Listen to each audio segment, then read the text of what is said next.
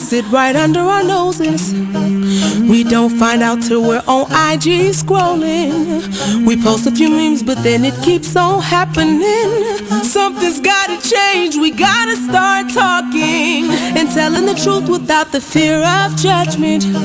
Gotta come together and really start loving and heal these people, cause they slowly dying. Help them believe that their life is worth living. Ooh, God sees you, and God hears you. Yes, God loves you. I pray there's an end to this suicide demon. We losing people too soon, they cutting and bleeding. They think no one cares, so I wrote this song to tell you, my God, He cares and He can heal you. He sees you when you're crying yourself to sleep, wondering if anybody hears me. You tell yourself you can't go on no more, but your life is worth fighting for. Don't leave this world too soon. There's so many people who really love you. Jesus is calling for you. He knows and He can heal you. I know you're hurting deep down inside, but my God, He came to give you life. You think no one cares, so you just sit there. I'm talking to you, get up from there. You gotta believe there's something better. So much better. God put purpose deep inside of you. The whole world is waiting for you. You.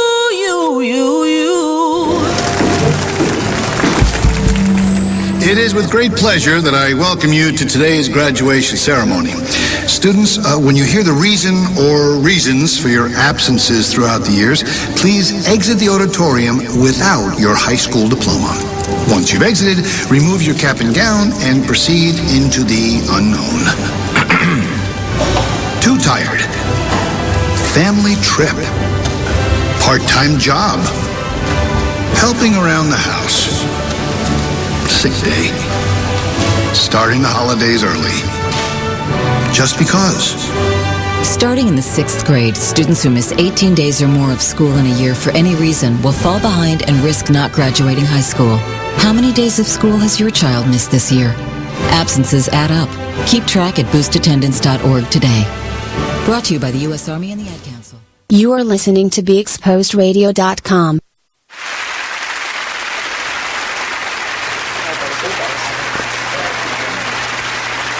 Welcome back to Now We're Talking with Mervin and Lolita. Hello. Thank you for joining us. If you're watching us live, please go ahead and share the link so that all the people you know and all the people they know can get access to us as well and take part in this amazing conversation that we're having right now with our special guests. Yes, so we have Ms. Tekesha here and we have Mr. Buster here, and we are talking all things relationship experts, and they own 2 Divided by 2, where you talk about your services. What do you guys offer? So we do premarital counseling, we do marital counseling, we do post-marital counseling. We run the gambit, but again, our basis is on relationships, and we focus specifically on marriages because we are children of God, and we believe that, if you're going to be doing grown people things, you should be doing it under the pretenses of being married. So for all of you guys just joining, we're talking all things relationships, but in the beginning we talked about what are some of the important aspects of a successful and healthy relationship. And a couple of the things we talked about is really being based inside of some spirituality, just having a base that's outside of yourself. We talked about honesty, we talked about intention, we talked about communication, listening, and definitely introspective. You have to be able to pause for a minute and be okay with some self-discovery, which means you might have grown a little bit. And in the instance where we haven't talked about this yet, but people grow apart, not necessarily just in marriages because it happens, but also in relationships with your employer. Sometimes you grow so far apart that you want to leave and start something else. So what we started doing was this lightning round, which actually is pretty cool, if I say so myself. Did you come up with that? Who did that? Who did that? What gave it away? How did you guess? How did you guess? I had all this creativity up in me. So we just started talking about, hey, this is a type of relationship, and how would you handle this? So we talked first about friendships. The scenario was, what if you confide in your friend and your friend decides that they now want to share the information that you confided in them with? And I think what you guys gave us some guidance on is one, don't confide, try not to confide in anyone if you don't want it to come out. Kind of like loaning money. That's exactly what you said. Exactly. And then if you do, then what did you tell us to do? Then I said that you should try to figure out some understanding behind what it was that they did, the information that they shared, why they shared it, what was the background of their sharing. Because, you know, you can let them know that I came to you in confidence, but, you know, why go and be mad about it before you even have an understanding of what actually happened? Yeah, seek to understand. I think that was your answer too when we talked about boss-employee relationships. The scenario there that we gave was, what if you see something happening to somebody? Right, you witness a coworker being verbally abused or emotionally abused by their supervisor. Do you step in and say something to the coworker? Do you say something to the boss? Do you do nothing because it's not your business? Or do you go to human resources? So we talked about a few different ways that could be handled. Right. And I think the guidance you guys gave was, first, seek to understand, again, and in that, go to the person that you feel was offended and just say, hey, I kind of saw that and this is what I took from it. Tell me about how you were feeling. And then if they were feeling a certain kind of way, then it's okay for you to step it up. That's right. I think that's what we ended up, right? Yes. Me, I said go to HR. That's what they get paid for. But yes, absolutely, I agree with touching base with that person. So you wanted to do one with dating. Yeah, so I had a scenario for a dating relationship. Okay. So say you're a woman or a man. So if you're a woman, you have a girlfriend come to you. If you're a guy, you have a guy friend come to you with a big story that's a complaint about their significant other. And they're telling you this story, and as they tell you the story, you start to realize that your friend is the one in the scenario that's dead ass wrong. Do you tell your friend the truth? Do you tell your friend, look, if you know that your friend is not going to receive it well, and he or she may even be upset with you for telling them that they're the ones that are wrong in the situation. I don't care. They came to you with the question. And they came to you for a cosign, essentially. So I would say, for me, my friends wouldn't come to me for a cosign if they know they're wrong. Why is that? Tell us why that is. What do you mean they don't? My friends always know when they're wrong.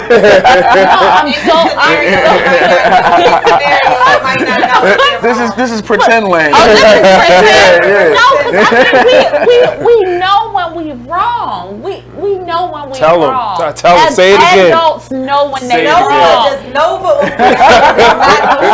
is wrong. Nova, she doesn't believe that she's wrong. She does. You know why Nova believes that she's wrong? Tell us. Yes, I love this. So the very last episode, if you are a Queen Sugar fan, and if not, you need to get with it. If you watch the very last episode where it was a book, she saw an author or a mentor or old teacher at some point, and the teacher said, as Nova was walking out of the door, she said, "You only mentioned me in one line." And so the teacher or mentor or whoever was very offended. The entire book, she aired out her entire family's dirty laundry.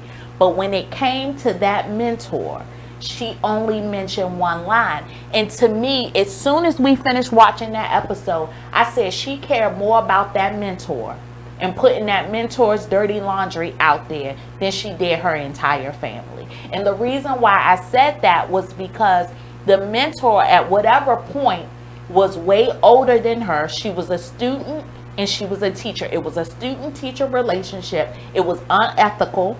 They were having relations that they should not have had. And so if she would have put that business out there, that teacher's reputation and her profession would have went down the drain. But she chose not to put that out there for a reason. I agree. And so she didn't care about airing her family's dirty laundry out. But she Let's did grow care about it. airing hers out. She did. See, you also talked about the mentor, right? But I want to also. It is. I agree with you. Right. It's all collective. Because we had this conversation. Right, not only because she's my wife, and I better agree, but but we had this conversation, and she was comfortable airing out everybody's dirty laundry, but not her own, right? And so if you understand that, then you know that there's something not all the way right. And I'm not saying that there aren't some instances where we could possibly do some things that we didn't necessarily see that were wrong ourselves, because it can be a matter of perspective. Right? That's true. And so, but I believe that it's important to say that in the relationships that we have, you know the type of people that we are. Right. And so if you're wrong about something, or if you even think that you're wrong, you're not coming to us for a cosign. You're coming to us to find out where we stand. Right. So in his scenario, because I do want to answer the Queen Sugar because I see it a little differently, but... Well, we got to do it after the break. Yeah. Okay. So we'll be back in we'll 2 minutes with more Now We're Talking with Mervin and Lolita. Come back with us and share. Thank you very much.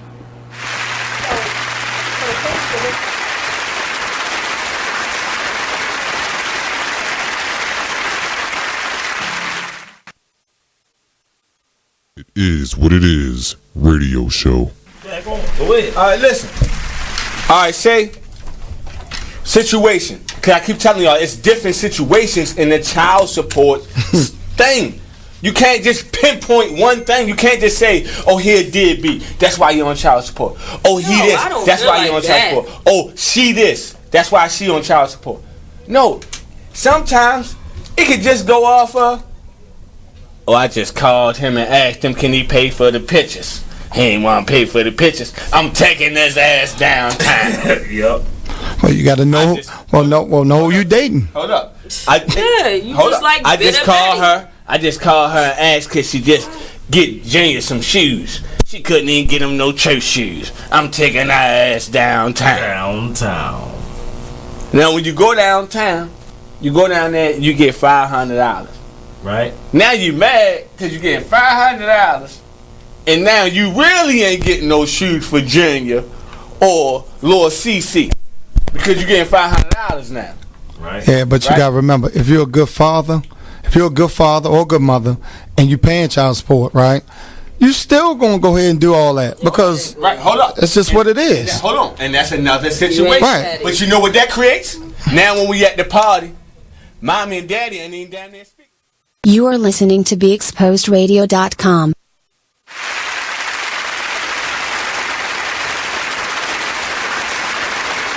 Just like that.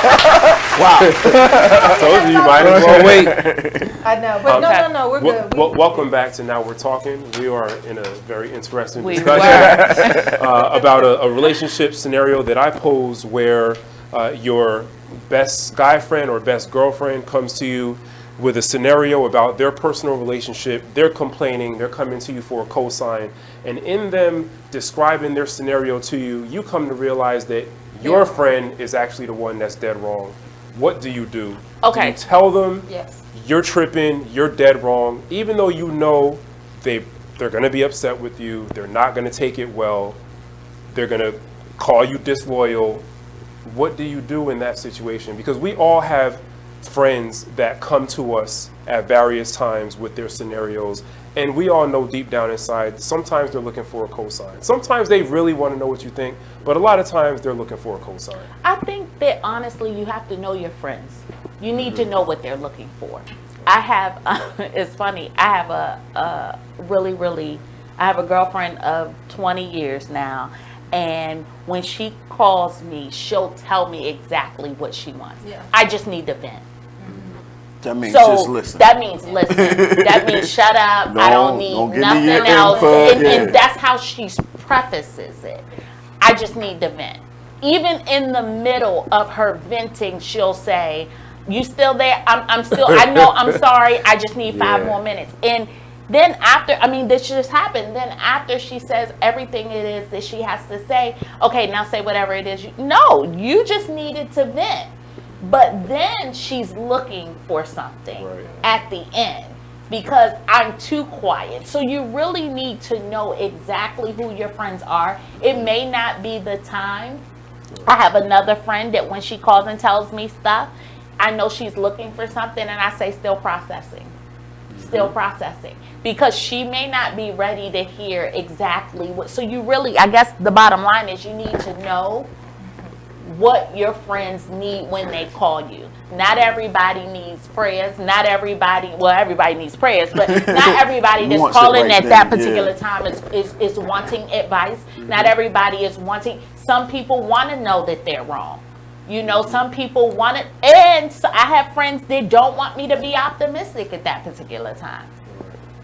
You're always looking for, the positive things out of stuff. Okay, I just want to be mad right now. So you say you get told that? Yeah. Because sometimes people just need to feel like that they have the grace to just be who they are, right, wrong, or indifferent at that particular time, and you be okay with that. And so I'm okay with that. I'm okay with giving my friends what they need. And I also think that it's good that you know what friends are good for what, right? So, back in the day, some of my homeboys, I knew that if I called them with an issue, we was going to go fight, right? Because that's what they were good for in those cases. But there's some guys that was like, okay, boss, you tripping. You know what I'm saying? Be easy. And so if I didn't want that type of advice, I wouldn't call that type of friend. If I wanted to fight, I would call the fighting friends. You know what I mean? So I believe it's important that we know what our friends are good for as well. You don't want to take a mechanic an issue that you having in basketball. You know what I mean? Come on, he's not an expert in that area, so why would I even take that issue to him? So just know what your friends are good for as well, to add on to what Keisha was saying. I love it. Okay, so let's go. You good? Good. Let's keep it rolling. Yeah. Keep it rolling. Lightning round. Bam. You got one for parent and child? I do, but what's the deal with this Queen Sugar scenario that you all went on to the break on fire? Because I believe, so for all the Queen Sugar fans out there, I firmly believe that Nova initially didn't believe she did something wrong. She knew what was wrong was that she should have told her family about it in advance.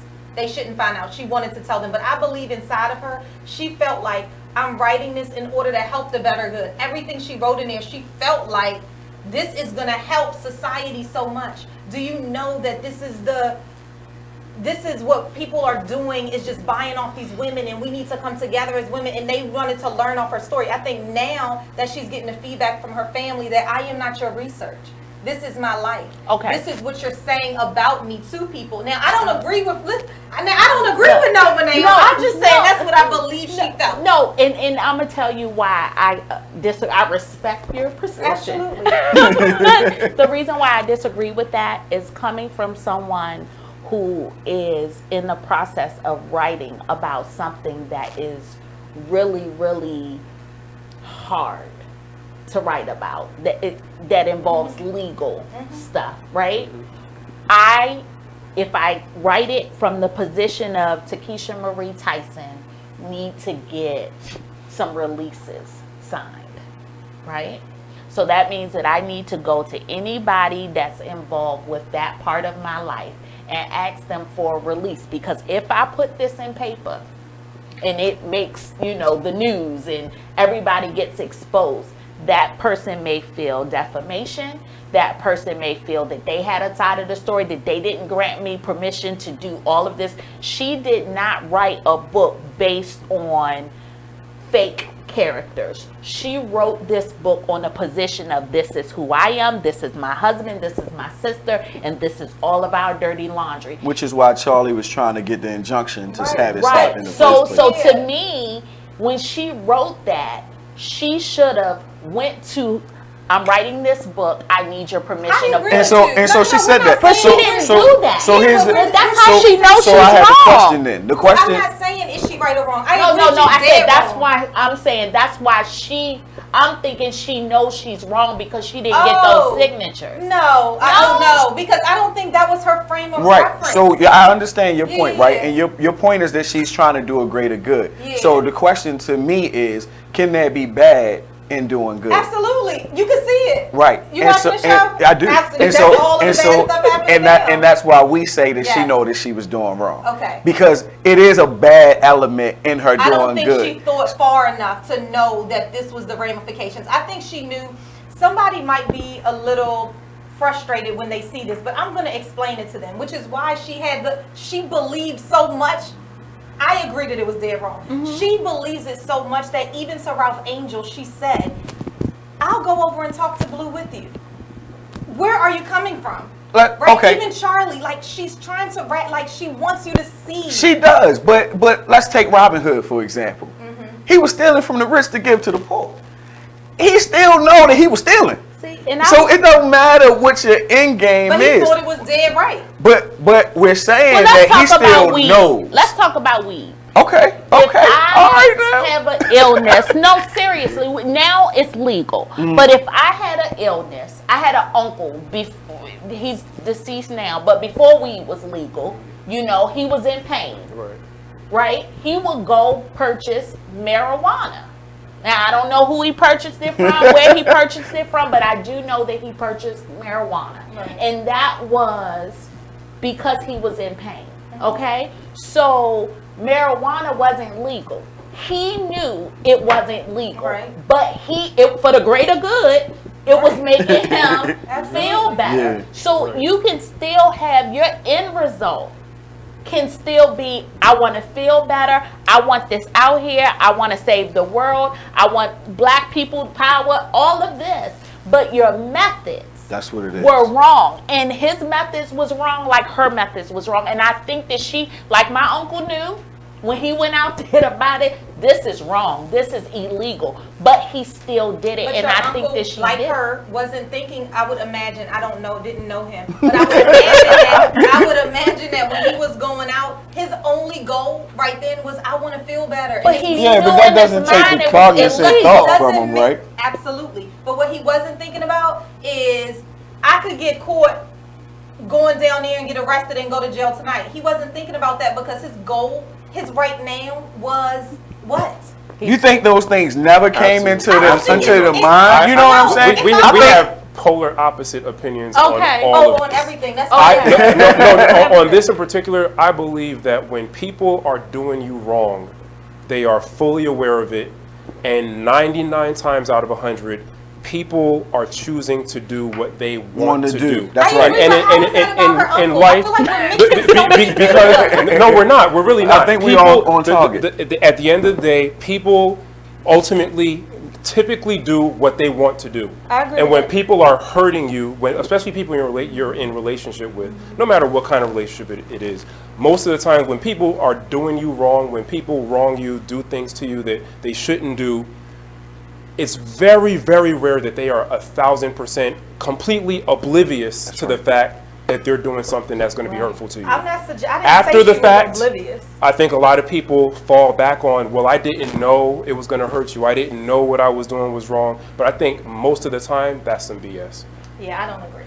And it goes back to why we say you need a spiritual foundation. No, but don't have one. But here's to go into that point. The reason I believe that is, I believe whether you're spiritual or not, that we all have this thing that some people refer to it as conscience. Some people refer to it as being spiritually centered or spiritually grounded. Some people refer to it as, I heard a little voice inside.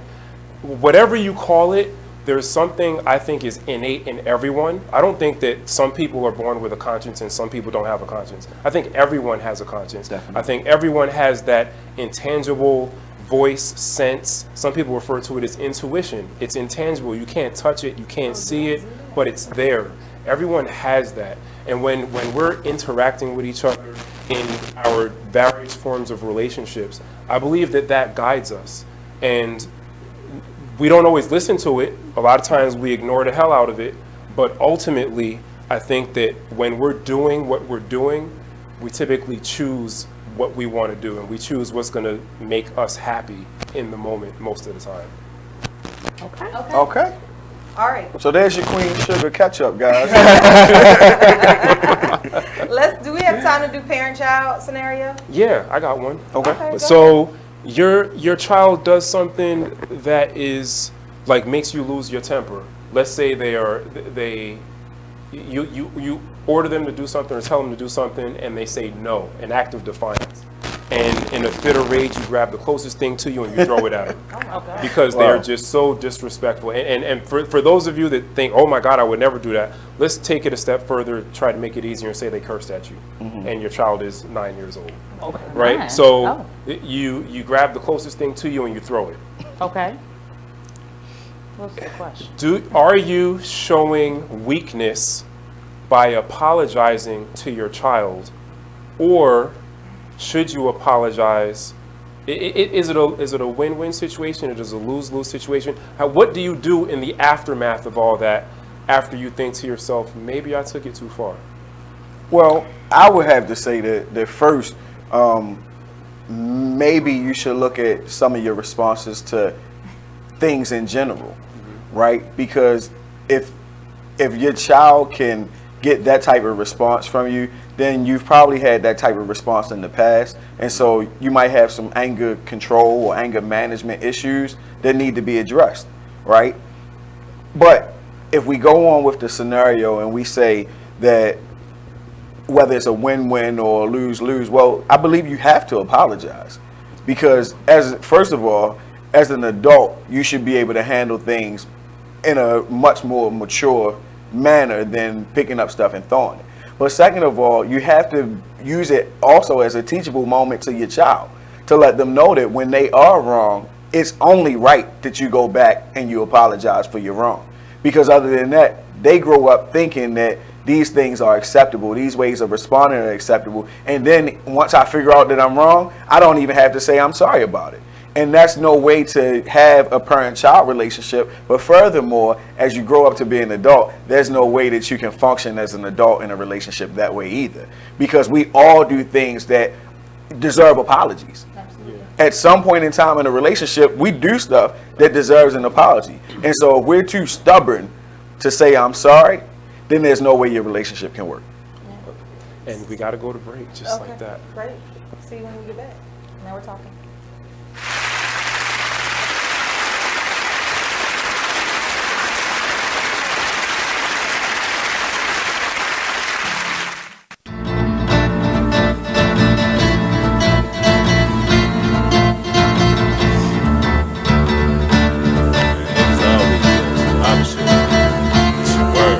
First they love you, then desert you. Leave with a plate full with no spoon. Ain't no space, I can't escape negativity. I got used to the taste of been bad, burned, then fucked over. But remain strong through the Passover. Kicking haters out of the way like masked over. Roll up, sip something, let it pass over. Who would I be? It ain't a man to me to let the next man take advantage of me. When that storm come, no pan I see. Get with it, not without it, then you'll see. I beat the haters, they know I'm greater. That's why they buzzing for the elevator. But I can't save you, the weed too loud on the pedal stool. Don't carry fakers, always got your hand out demanding favors. When I just looked out, now you need more paper. I can't breathe, give me 3 feet. I never let you. I'm LeVar Burton, and I'm proud to be a book person. How do I choose a book? Sometimes it's the cover, sometimes it's the title. I guess I'm pretty visual. If a book's really impressing me and the writing is really good, I will peek and see what the last paragraph is, because the endings of books should rock you. I am a book person, and if you're a book person too, read to a child and spark a lifetime of ambition. Join me at bookpeopleunite.org, because reading is fundamental. A public service announcement brought to you by Reading is Fundamental, Library of Congress, and the Ad Council. Green light. Hey girl, school zone. I'm getting hungry. Car changing lanes. You want to meet me for pizza? Stop sign. Intersection clear. Yeah, street. Pizza sounds good. Ballin Street? Girlin Street! It's hard to concentrate on two things at once, like texting and driving. Stop the text, stop the wrecks. How will you stop texting and driving? Tell us at stoptextstoprex.org.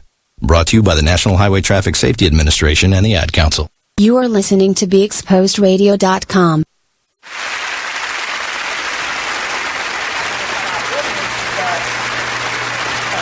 Welcome back to Now We're Talking with Mervin and Lolita. We have special guests in the house this evening, Miss Tekesha and Mr. Buster Tyson, relationship specialists, experts extraordinaire, and they are participating with us in a very fruitful conversation about relationships. Yes. So one of the things we were talking about when we were on break that you caught me saying in the midst of all that wonderfulness was, you know, as you guys know, I'm a certified life and executive coach. And so whether it is me speaking or me coaching or me consulting, I know that I grow as an individual when I'm doing that for someone else and with someone else. I know that as I'm helping people in their own self-discovery, I'm discovering myself. And sometimes you're drained from it just because you're pouring so much into yourself at the same time. And I was wondering, do you get that sense of growth being relationship specialist as you're pouring into others? Do you also get poured into? Every session for me, every session, I learn something else. And sometimes it's crazy that we're telling them to apply something that we have taken for granted. I don't want to say that we don't apply because we typically apply it to ourselves, but I didn't think about it that way. Yeah, I didn't think about it. One of the things that we had a session on Saturday after our television interview, and we talked about processing. And that not everybody processes information the same way. And I kind of gave a couple the difference between like an iPhone and an Android, or a Mac computer and a Dell.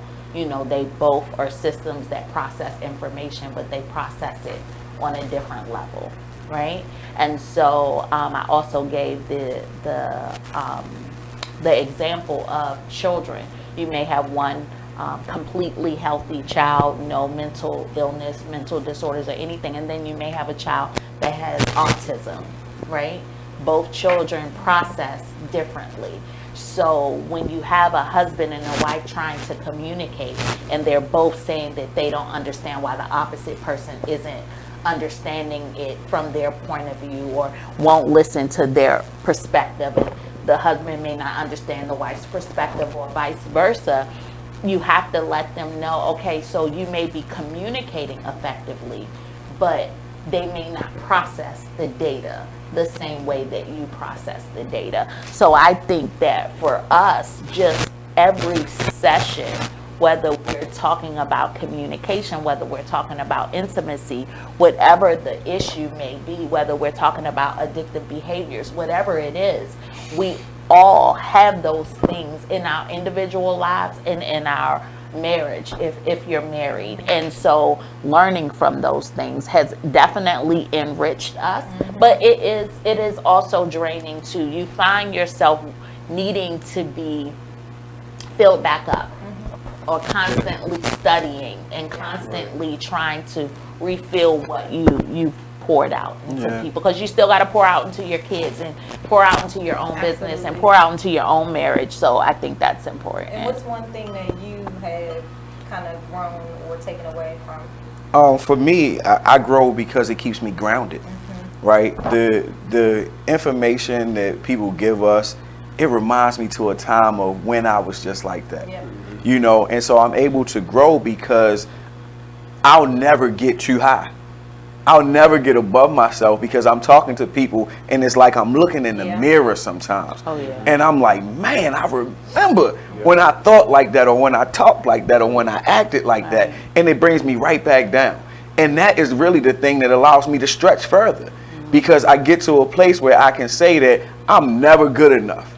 I'm never doing my job enough to say that I'm a great husband, because I was once in a place where the people who sit in front of me are right now. And so that allows me continuous growth. Can I ask you a question about that? Sure. So what would you say to a couple comes to you and one of them has the perspective, and I've heard this a lot of times, if he really loved me or if she really loved me, they would accept me just the way I am, because that's what love is. I would say, first of all, that you're absolutely correct. If they really loved you, they would accept you just the way you are, because marriage is as is. However you are, when you decide to get married, is an as-is transaction. So you have to accept the person that you are. But here's the thing. Have they been taught how to love you the way you would like them to love you, right? Because if they love me, then they would do this or that. Well, have you had that conversation? Have you shared with them how they can love you better? Because a lot of times we just assume they should know. They should know. It's communication. It's communication. And I think, as you mentioned that,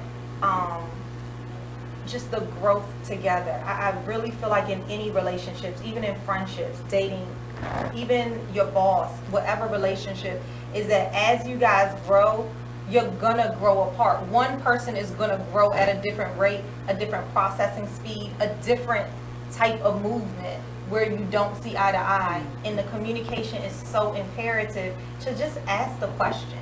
Because sometimes when you don't ask the question, you assume. And when you get into your head and putting all those things in your head, you make up this thing that's happening that's not really happening on the outside.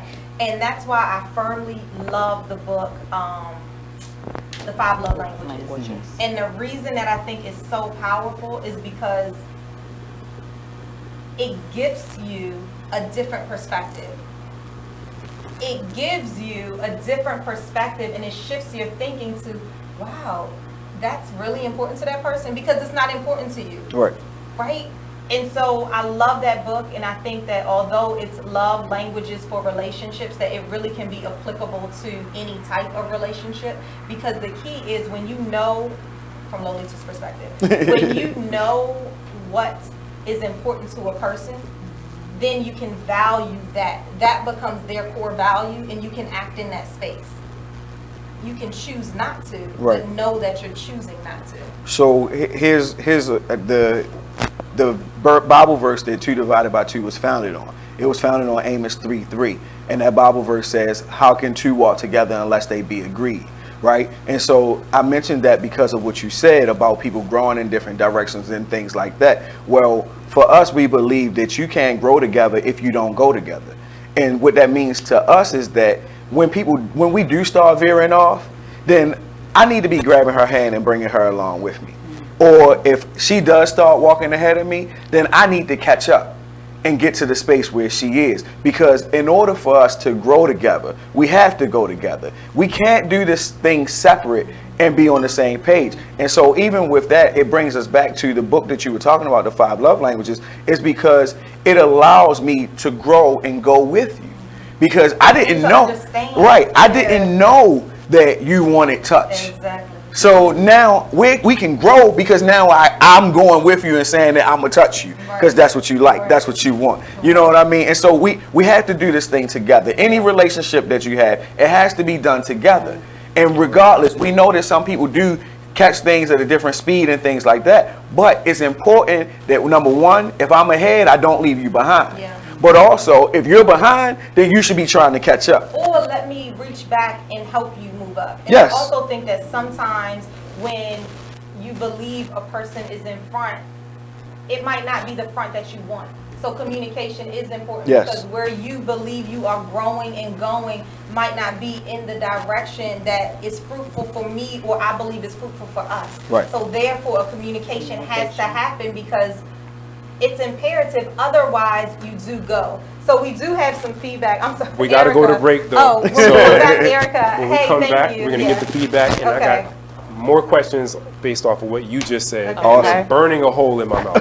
So when we get back, now we're talking. Stay with us. I know we might have to have a part 2.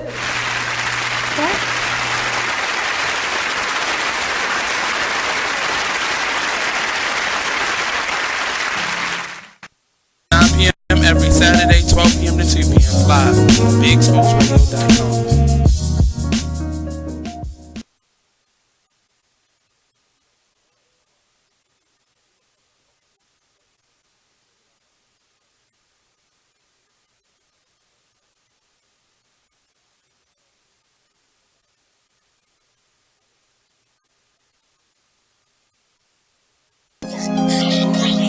White keys only have this bitch jumping. Okay. If I sit around, hold up. Look. If I sit around, if I sit around, if I sit around, hold up. Yeah. Rebel Rock. Let's do it. If I sit around, I'ma smoke some more. Wasn't even thinking about smoke before, but I'm in my head and I'm in the bed. Don't know who I am, like I'm wearing a mask. Working mode, tell them where the cash. If you wear the cash, tell them where the cash. If you playing for you, gon' run it back. Don't make promises, but I promise that. Don't promise me, cause I ain't into that. Fell in love with that and got hurt from that. That was all over and the curtains back. Can't see you not noticing that. I'm letting it go, it ain't holding me back. Yeah, I'm on dice, but ain't come for the crack. Drinking with uncle, we only do jack. How I'm alive, I thank God for that. Praying about it, things getting better. Open it up with my name on the letter. Why you crazy about it? Saying whatever, you shy to be you. You know you gotta be you. Sometimes I need privacy too. Yeah, you know I ride. You know I ride, and you know you ride for me too. Yeah, you know I. Look, you like getting that hit for real. When it's me and Murray, just us, we chill. I'm in a rush to get off to get you. Never ever had to floss to get you. Pay the dues that it cost to kiss you. Rug burns on the carpet with you. Oh yeah, yeah, yeah. Come on, dog. Throw this in there. Had to dedicate this to the homie out of New Orleans. Break. Said she wanna bump that. We gonna do it. Go ahead, do it.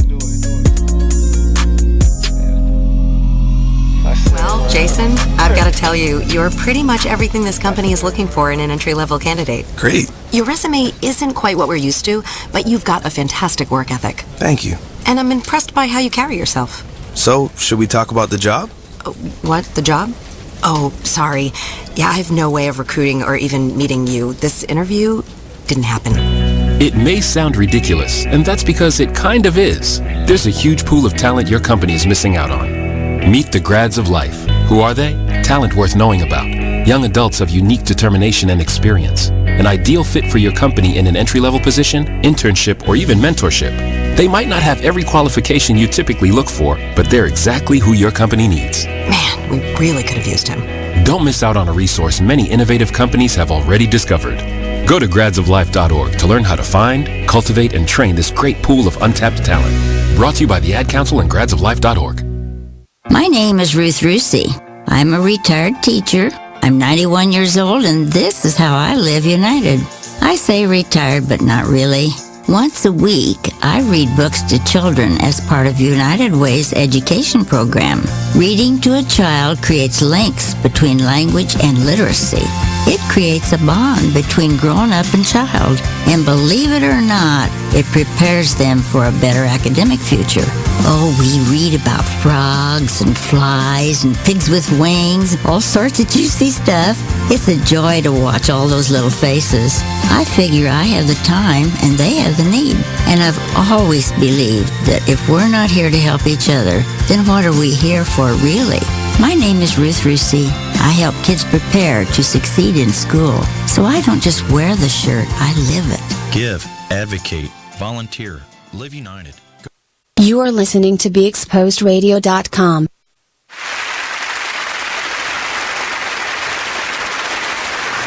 Welcome back to Now We're Talking with Mervin and Lolita, and our special guests this evening, Miss Tekesha and Buster Tyson. Hi, guys. Relationship specialists, experts, coaches, and counselors.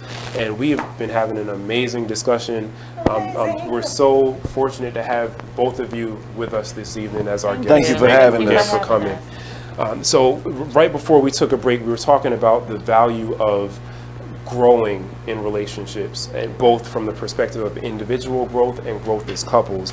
And right before that, we talked about the idea that you should accept the person for who they are. And if you have one person in the relationship saying, you need to accept me for who I am right now, accept me for what I am. So my question is about the conflict between the idea of I'm good where I am, accept me as I am, and this other idea that we were just discussing, that we should all be striving for perpetual growth. Mm-hmm. There seems to be a tension or even a juxtaposition between the idea of take me as I am right now, stop trying to make me change, stop expecting me to change.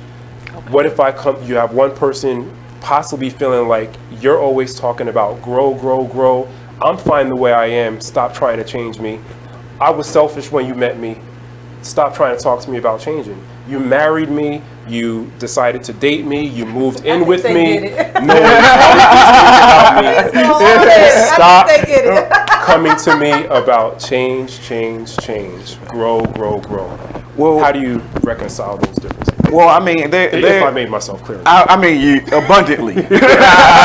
but to me, there are a couple of things that stick out in your scenario, and the first thing is that how I am is not how I'll stay, right? So hopefully, because for some people it might be. Right? Yeah. This question. Sorry. Some people they will stay. I believe that there's always going to be some change. It may not be change for the better. Okay. It could be change for the worse. But I believe that where I am is not where I'll stay. So even if you guys think that a person is stagnant, I believe that there is some degree of change that probably is going in the reverse, other than you getting better than where you are, which is what we hope for as spouses or as people in relationships. We hope that things get better, right? And so with that being said, the other part of your scenario speaks to me because I feel like that as time goes on and as these changes occur, then I as a spouse, I need to learn to adapt to my spouse. And so whatever that may mean, if you are selfish and you've always been selfish, you don't want to change and not be selfish, then what does that mean for the growth of our relationship? Because the only way that I can kind of not make you change, but have you see what it is that I'm feeling is to show you like in the mirror. Because other than that, you'll think it's okay. But I also always have to go back to, you did marry a selfish person. So weren't you okay with that at one point? Weren't you okay with a selfish spouse or a selfish friend? And so what is the cause from wanting to change? I think you have to establish, everything I'm going to say drowns back in communication. I think it is establishing date nights if you're talking about a relationship. I think it's establishing those date nights. I think it's taking it out of your everyday, because I truly believe that when people are growing, particularly in a marriage or dating, is that new responsibilities come at you. It's not the same as when you met in college or when you met in school. Like now I'm working, now we got bills, now I got a kid, now I got you who's growing, who's saying they want to do this. And you know, there's so many different stresses that I believe that you have to, I believe that you have to, so I believe that you have to try to figure out ways to really stay creative and make sure that you guys get that personal time alone away from your environment. So I think that's really important. Then if it's another type of relationship like your employer, employee, you know, your boss and you, if you are not sitting on your core foundation anymore, if you have that bubbling inside of you that tells you that I'm not being fruitful and productive right here, then check it. You don't have to be anywhere you don't want to be. Or what are you doing? Maybe you do financially, but what are you doing in order to get out of that situation? Are you looking for other opportunities? Are you talking to people about what it is you want to do? Again, to me, it's grounded back on communication. So Mervin, are we talking about relationships that you can even get out of, right? Because what Lolita mentioned was us, you know, essentially in some of those instances, finding a way out. But what if it's a relationship that you can't get out of, or you choose not to get out of because you are married and because you want to stay committed to your vows, right? And so for that, I really say that you have to look back at your foundation. And I don't mean spiritual foundation, I mean the foundation of your relationship. How did this all start? And were you okay with it at the beginning? Because if you were okay with it at the beginning, then something has changed. You might have changed. And we need to get to the root of that. You know what I mean? And figure out now, why is this not acceptable? And I think that's what Erica was saying too. Erica, first of all, thank you so much for all of your comments. She's written about 4 things, which I totally agree with. One of the last ones that she said was, I believe in a marriage that your love language can change as you mature over time. And we all agree. We all agree with that over the commercial break. And it's so true. And I think that goes back to some of what Mervin is saying, because then you talk about it. Maybe it's that you do the love languages at the end of every year. Maybe it's that you read that book and then talk about how have we grown. I feel like if you're in a relationship I'm divorced, so I get to say all this stuff. But I feel like if you're in them, but I've been in a lot of relationships. I feel that when you have a commitment to communicate, then everything starts there. And I've grown so much since my divorce. You know, I'm doing new work. I'm pouring into others who are pouring into me. The same with you. You grow differently than the person that you're with. Right, and everybody grows at a different rate. Yeah. And one thing that we suggest to couples is that you do a checkup. Yeah. You know, it's just like going to the doctors. You get checkup visits just to make sure that your health is still in order. Right. So as a couple, you need to do a checkup visit with your spouse or with whomever you're in a relationship with and say, look, are you good? Are we good? Is there anything that I can do better? Because without that, then you go off of the assumption that everything was okay from the last time that you talked. Right. And sometimes that's not the case. Yeah, right. That's right. You get your reviews and everything. So it's important. Yes. I totally agree. Okay, good. Look at that. It's 8:41, y'all. Our show's almost over. All right. So what else? Quick. Yeah. If you could give advice to your 20-something-year-old self, relationship advice, what one piece of relationship advice, and we start with Keisha, what one piece of relationship advice would you give to your 20-something-year-old self? My 20-something-year-old, figure out who you are. It's impossible to become one with someone else if you're not one. You have to be you have to know who you are. You really should know who you are. And I think that we got married so early that we were still trying to figure out who we were individually. And so to take a vow, the Bible says it's better to not take a vow than to take one and break one. And so we took a vow, and we committed ourselves to each other in sickness and in health, to death do us part. And we really signed up for something, a lifetime commitment to take care of someone else before we even really knew how to take care of ourselves. And so I would say my advice to my 20-year-old self would be to figure out who you are before you commit to taking care of someone else. And that's what we do with kids, unfortunately. We have kids at an early age before and we learn with the children as we're growing up. That's right. And we really don't know who we are. We're giving life to something that, someone that we really don't even know how we're gonna make it. So. And what would you say? I would tell myself to connect the dots. Like, look at the big picture. A lot of times there are things that go on in our lives that lead us to certain directions and certain destinations, but we stay stuck in the microcosm of it all, in a day-to-day or week-to-week type of event, and we never take a step back and look at the big picture. And I would just tell myself, connect the dots, son. Look at what you've been through in your teenage years. Look at the relationships you've had. Look at the way you act and respond to things. Look at all this stuff, and it can help predict your future. I love it. What would you say, Merv? I would advise myself to talk to a lot more older people who have just been around longer. Wisdom. And maybe been in relationships, been out of them, been married, maybe been divorced.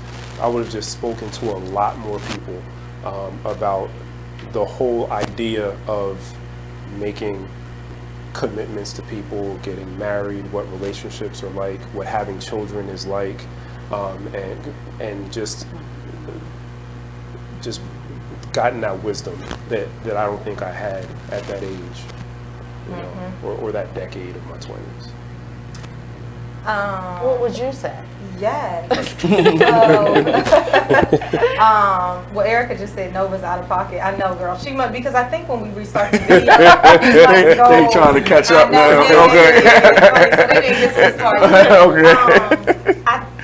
I would tell myself that it's okay that everybody doesn't ride your journey with you. Yeah. It's okay for people to get off the train. Yeah. And be okay with that. I think early on that would have been something good for me to know and to tell myself, because there was sometimes I would take everything personally. Like, why did they do that to me? Why would they do that to me? Right. And me putting myself in there, I would never do that to them. Right. But they're not me. and their end goal is a little different than mine. Right. I think it is also, everybody's not going to be on your journey because of what we said. Everybody grows differently. Everybody moves differently. And what's important to me is not necessarily like number one important to them. Yeah. You know? And so I think I would have looked at things a little bit differently. But I mean, I believe that everything happens for a reason, and so we always know. So one of the things we always leave can we leave with you got something else? Nope, but we got 1 minute before the break, so we're going to do our acronym. The acronym that we want to leave you guys with today is LISTEN, LISTEN, and it is just a compilation of everything we talked about today. So in relationships, you want to listen, and we talked about why that's so important. You want to learn to communicate, right, with respect, with looking at the end picture, what's your end goal, and really, really knowing that. Intention is the I. Intention, so that you know the fundamentals of your relationship. You build upon the fundamentals of your relationship. We talked about self-discovery and why that's so important. Like seeking to learn you first. Yeah. Seeking to know who you are as an individual. Tough times will come. Know it. So you gotta talk and walk your way through it. It's okay. Experience vulnerability. It's okay to ask questions to your spouse, to your boss, to your children, to your parents. It's okay to seek to understand. And then the last is never stop growing. Never stop growing. Where you going? Love it. All right, so we're off to commercial, and when we come back, we'll do a last minute round. Okay. All right. Now we're talking. Did you say we're at commercial? We'll be right back. Okay. Now we're talking.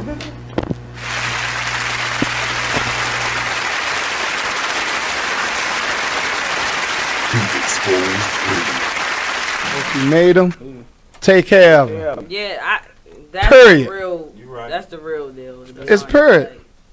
Right. And all that old money shouldn't go toward this, money should go to, if the child is with one of the parents 24/7, 7 days a week, you don't even come get your child every day. You come get your child once a month maybe, or once every 3 months.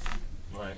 You cannot dictate where that money goes, especially if the child ain't calling you about nothing. Now, if the child calling you every week, then you can question about where the child support is going. But if every time you pick up the child, they look nice, they ain't complaining about nothing, why are you worrying about where the money go at? It is what it is radio show. The Artist Exchange Radio Show every Friday 7 p.m. to 9 p.m. every Saturday 12 p.m. to 2 p.m. Real artist, real talk, real live on BeExposedRadio.com. I was meeting with a friend yesterday, and I've gotten to the point where don't ask me a question because the truth is going to come out. And exactly. Just don't do it. If you ain't looking for the truth, don't come to me. Don't do it because I can't hold my tongue. And she wants to be this stylist, boutique, but you're not doing anything in that nature, and I can't take you seriously if you're not doing those things. And I understood why people didn't take me seriously, because I found myself in somebody else's lane. I was good at what I was doing and what I wanted to be, but I wasn't doing it for me. So how can I ask you to take me seriously if I'm living in somebody else's shoes? And nobody can do what you do, and I think that's a big problem that people face now. Like, you see what somebody else is doing and you want to do that when that's not your lane. That's not your lane. That's not what you're supposed to be doing. But it's popular, it's getting that person money, it's getting that person applause. Oh, I want applause. I want money. Let me stand over here behind them. And then a lot of times people aren't honest with themselves either. Like, I was thinking earlier today, I've been woke for almost 2 days, so so you get honesty, and I was thinking, like, The Artist Exchange Radio Show.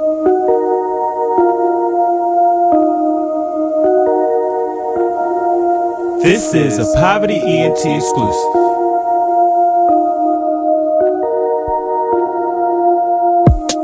Next stop, Texaco. Strapped up, you already know. Fuck niggas hate, that's how it goes. You are listening to BeExposedRadio.com.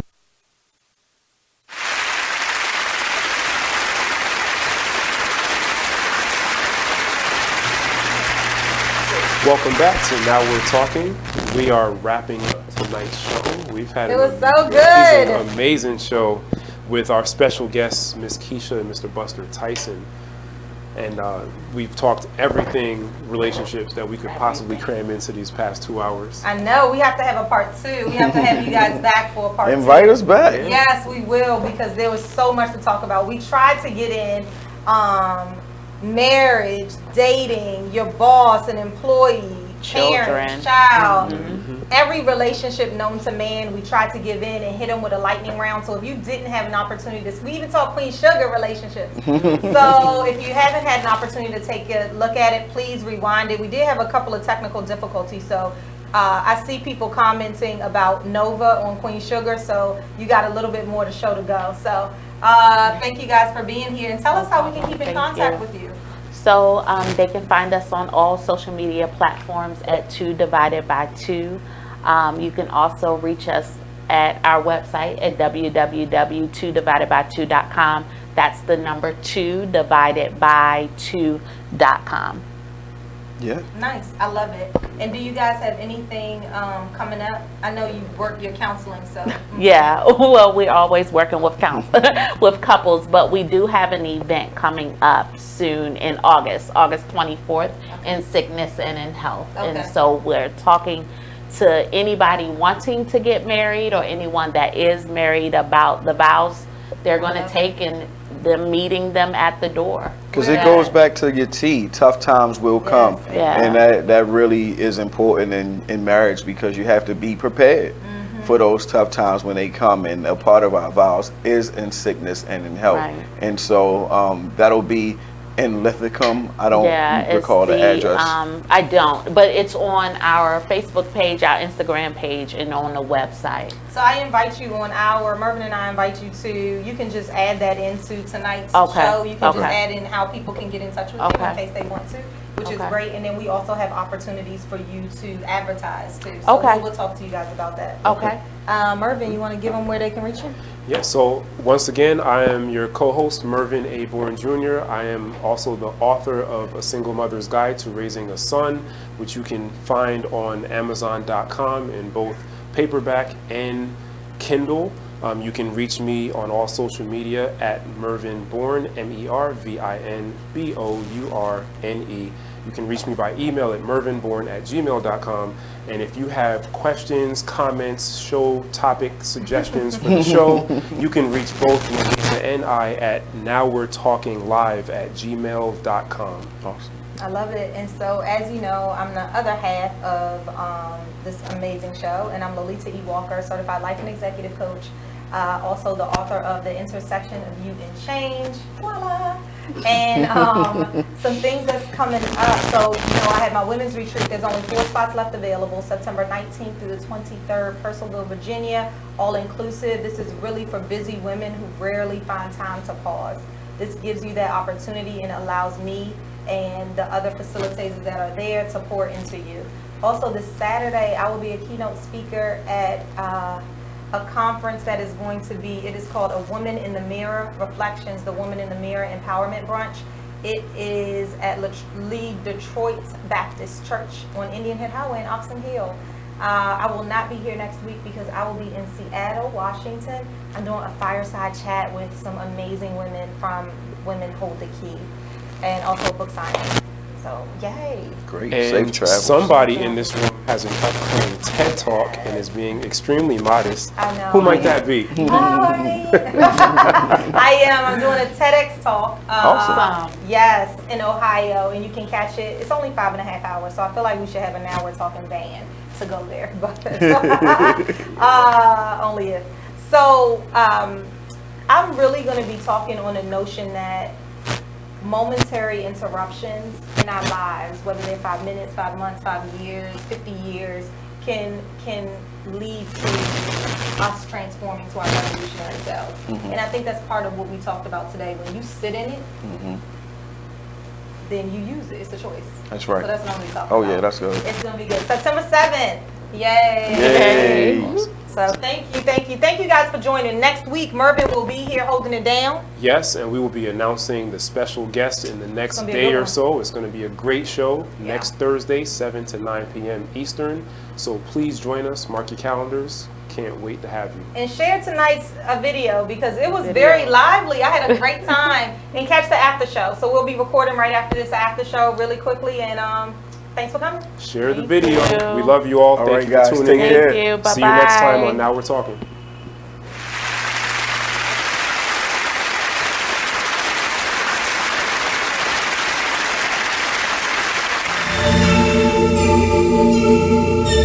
Like the one thing you always gotta remember is people gonna try to project their insecurities onto you.